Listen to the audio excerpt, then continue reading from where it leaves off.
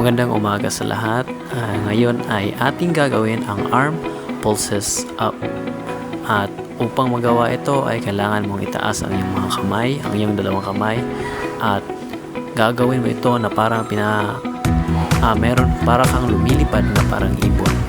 At dito nga ay umabot tayo ng mga ilang segundos bago matapos sa paggawa ng arm pulses up.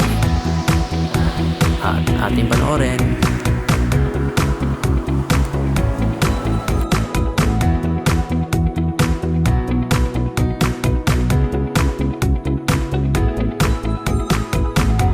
Ang susunod ko naman na gagawin ay ang arm pulses down.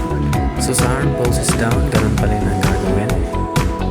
Kailangan mo taas ang dalawang kamay. Pero kanina ay pataas. Ngayon naman ay pababa. Ito ang arm pulses down.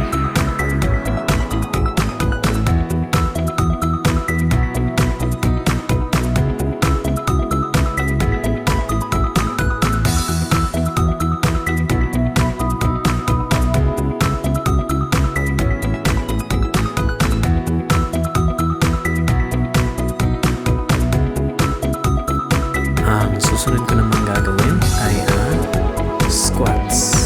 Dito ay hawakan mo ang iyong dalawang kamay at uupo ka hanggang matapos ka sa paggawa ng squats.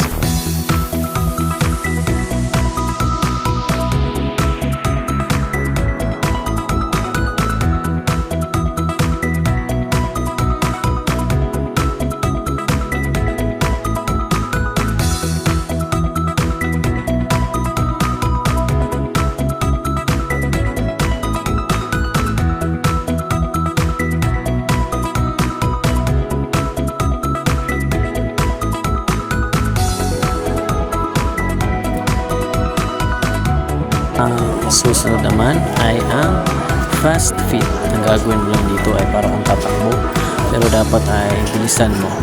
At ayun na, ating panoorin kung paano. Ang susunod naman ay ang high plank. At ang gagawin natin dito ay para tayong magpupush up ang forma natin dito. Pero ay ang gagawin natin dito ay hindi lang tayo gagalaw at kailangan nakataas lang ang ating katawan.